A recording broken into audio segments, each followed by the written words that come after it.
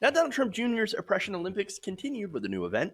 That involved taking a massive leap in logic in order to paint the most powerful family in the world, his family, as a victim of cruel circumstances on the lead up to Veterans Day. So now it should be noted that Donald Trump, nor Eric Trump, nor Don Jr. ever served in the U.S. military. So it's rather interesting to hear them talk about sacrifice. Now, recalling a visit to Arlington National Cemetery the day before Trump's senior inauguration, Don Jr. wrote this quote, I rarely get emotional, if ever. I guess you'd call me hyper rational, stoic. Yet, as we drove past the rows of white grave markers in the gravity of the moment, I had a deep sense of the importance of the presidency and a love of our country. Let me just find out. There we go. Okay. Anyway, I have to continue. In that moment, I thought of all the attacks we'd already suffered as a family and about all the sacrifices we'd have to make to help my father succeed, voluntarily giving up a huge chunk of our business and all international deals, which by the way didn't happen, to avoid the appearance that we were profiting off the office. Frankly, it was a big sacrifice, costing us millions and millions of dollars annually. Of course, we didn't get any credit whatsoever from the mainstream media, which now does not surprise me at all. I also have to note that Donald Trump has not divested from his businesses. Yes, he says it's in a blind trust and it's run by Eric and Don Jr. Um, but remember, uh, Jimmy Carter had to give up his peanut farm, completely divest from that business, gone. He had to sell it. Donald Trump didn't actually do that. So, sacrifice, right? But okay, imagine being so privileged as Donald Trump Jr. is, that a sacrifice is considered losing a couple of $1 million per year while having your dad be literally the most powerful person in the world. Sacrifice, folks. That's sacrifice according to Don Jr. Now, of course, there are some people that are pretty angry, and that would be, of course, people who would actually sacrifice. One of them would be an Iraq war veteran. Now, on CNN on Monday, Executive Director of the Iraq and Afghanistan Veterans of America, Paul Rykoff, gave Trump Jr. An explanation on, and by the way, a suggestion on how he can actually experience true sacrifice. He said, Don Jr. is of age. If he wants to understand what sacrifice is really about, join the military. Folks like Sean Spicer and others have done it. Reince Priebus just joined the military. There are plenty of ways to serve your country, but you have to understand what the military community is all about. Comparing that to dead people at Arlington is ridiculous. Now, look, I've never served in the military. I don't understand what it's like. I don't understand that true sacrifice, right? I can't speak to that. And I understand that. And I can't speak for others who have done that. And I don't really want to. I don't have the desire to speak for people whose experiences I don't share, right? Now, what I want to do is I just want to make sure that they don't get set off to ridiculous wars or, for corporate enrichment. And if they do get sent off to war, I just want to make sure that they have adequate resources here at home: healthcare, good healthcare, housing, food, mental health care, reintegration into society. That's the things that I want, right?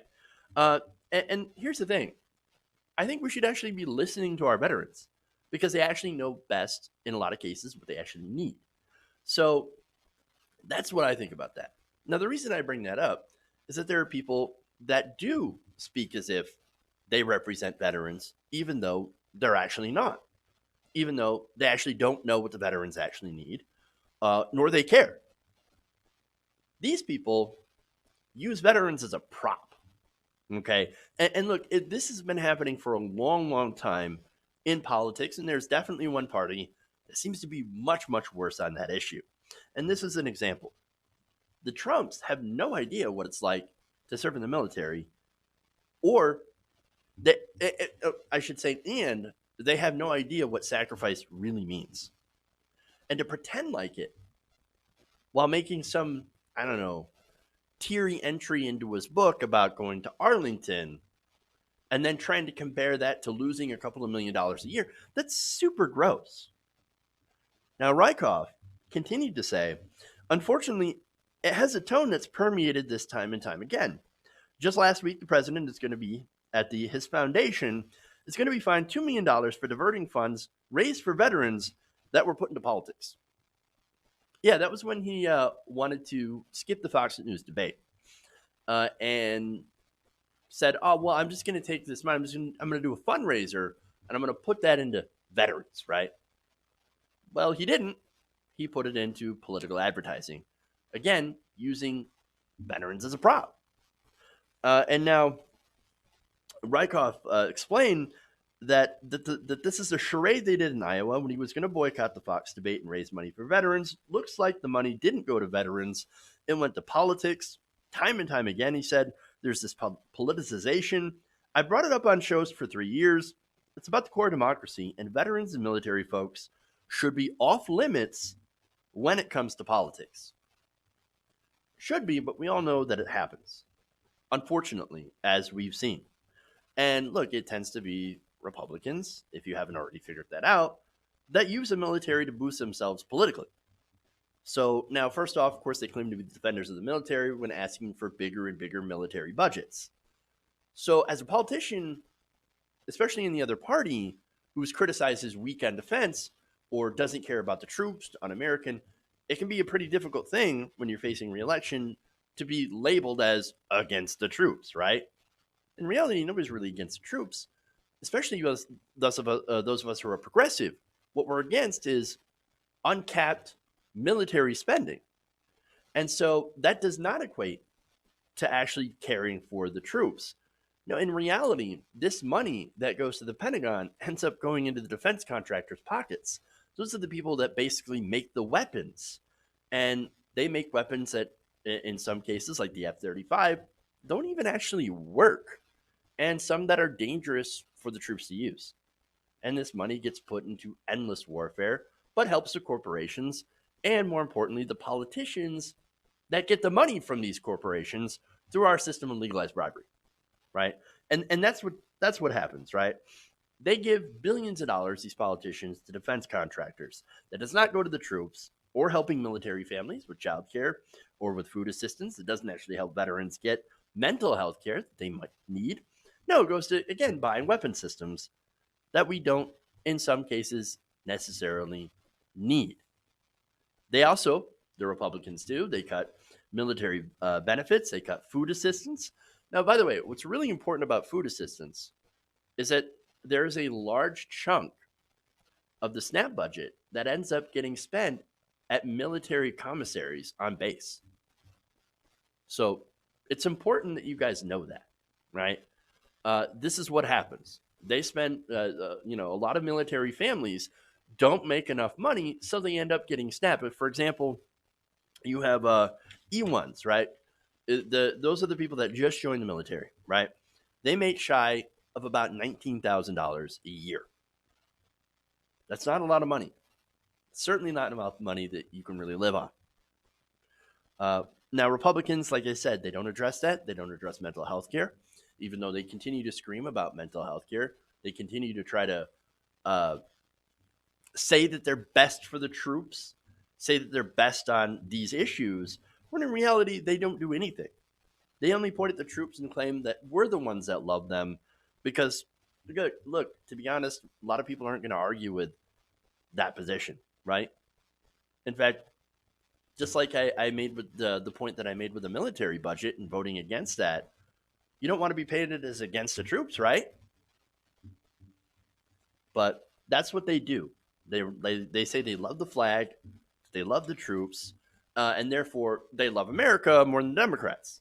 And it's a direct challenge to continue the status quo of bloated military spending.